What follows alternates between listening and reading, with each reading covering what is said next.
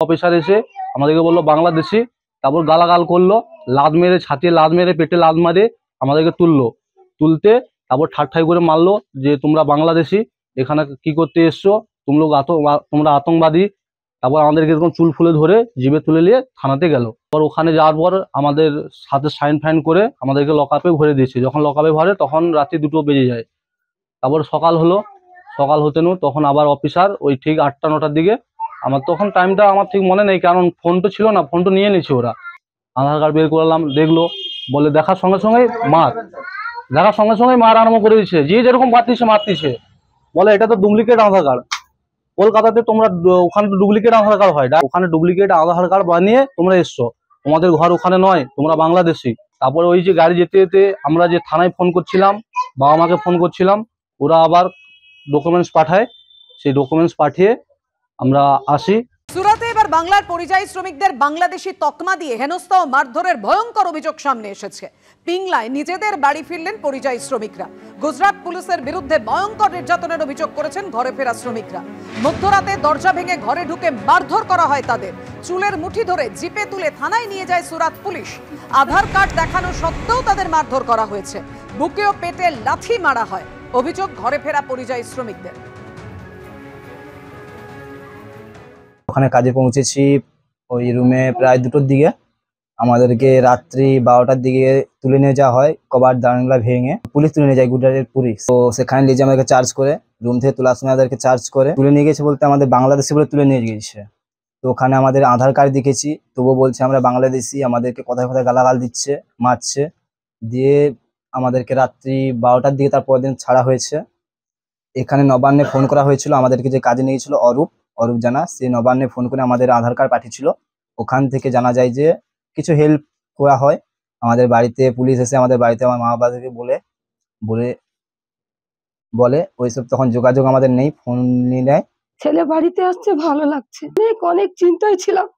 মুখ্যমন্ত্রী মাননীয় মমতা ব্যানার্জি, ওনার দোয়ায়, অজিত মাইতি, ওনার দোয়ায়, আর এই যে প্রশাসন পুলিশের দোয়ায় আমি আমার ছেলেকে ফিরে পেয়েছি। ওদেরকে আমার অসংখ্য ধন্যবাদ, অথবা আমার প্রণাম জানাই ওদের চরণে। আমি ছেলেকে ওদের জন্যই পেয়েছি ফিরে। বাঙালিদের গায়ে হাত দেওয়ার চেষ্টা করলে হাত কেটে নেওয়া হবে, হুঁশিয়ারি মালদা জেলা তৃণমূলের সভাপতি আব্দুর রহিম বক্সী। বিজেপি শাসিত রাজ্যের পুলিশ বা এই রাজ্যের বিজেপি সদস্য, তারা যদি বাঙালিদের গায়ে হাত দেওয়ার চেষ্টা করে তাহলে হাত কেটে ফেলা হবে বলে হুঁশিয়ারি দিয়েছেন মালদা জেলা তৃণমূলের সভাপতি। পাল্টা জবাব বিজেপি।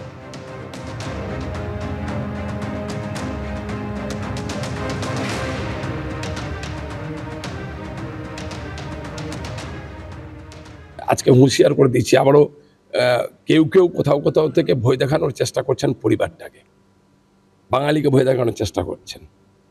বিজেপি শাসিত রাজ্যের কোনো পুলিশ, এখানকার বিজেপিরা কেউ যদি কোনো ধরনের চেষ্টা করে বাঙালিদের গায়ে একটা হাত দেবার, পুরো হাতটাকে কেটে নামিয়ে দিব। আমরা এটা প্রতিজ্ঞাবদ্ধ হয়েছে মালদার সমস্ত সাধারণ মানুষ, বাঙালি মানুষেরা।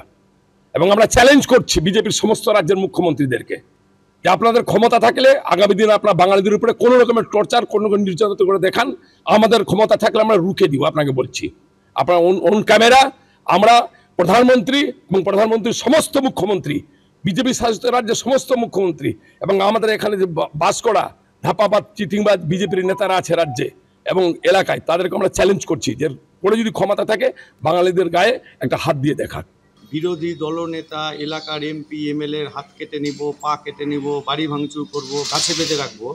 আমার মনে হয় যে ওনার নাম্বারিং আস্তে আস্তে কমছে মালদা জেলাতে।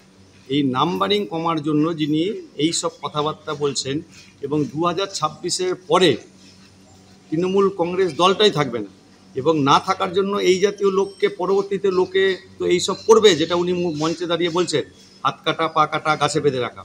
সেই জন্য ওনাকে যেন পরে কেউ গায়ে হাত দেয় কিংবা গাছে বাঁধে, সেই জন্য তিনি একটু জোরে জোরে এইসব কথা বলছেন। আর যেখানে যেখানে উনি গাছে টাছে বাঁধবেন, আমাদের এমএলএ এমপিদেরকে আমরা পাঠাবো, প্রয়োজনে আমিও যেতে পারি। কোথায় কোথায় বাঁধবেন আমরা যাব, অসুবিধা নাই, আগে থেকে বলে দিলে আরও সুবিধা। আমাদের সঙ্গে তো কোনো সিকিউরিটি নাই, আমরা তো তৃণমূলের মতন সরকারি দলে নাই। সেই জন্য এই জাতীয় কথা যত বন্ধ রাখে তত ওনার পক্ষে মঙ্গল, মালদার রাজনীতির পক্ষেও মঙ্গল। অর্থাৎ আপনারা জানেন যেভাবে হুঁশিয়ারি দেয়া হচ্ছে একের পর এক নেতার তরফ থেকে, মালদা জেলা তৃণমূলের সভাপতি আব্দুর রহিম বক্সি এবার তিনি হুঁশিয়ারি দিলেন, বাঙালিদের গায়ে যদি কেউ হাত দেওয়ার চেষ্টা করে তার হাত কেটে নেওয়া হবে। মালদা জেলা তৃণমূলের সভাপতি আব্দুর রহিম বক্সি তিনি এভাবে হুঁশিয়ারি দিয়েছেন।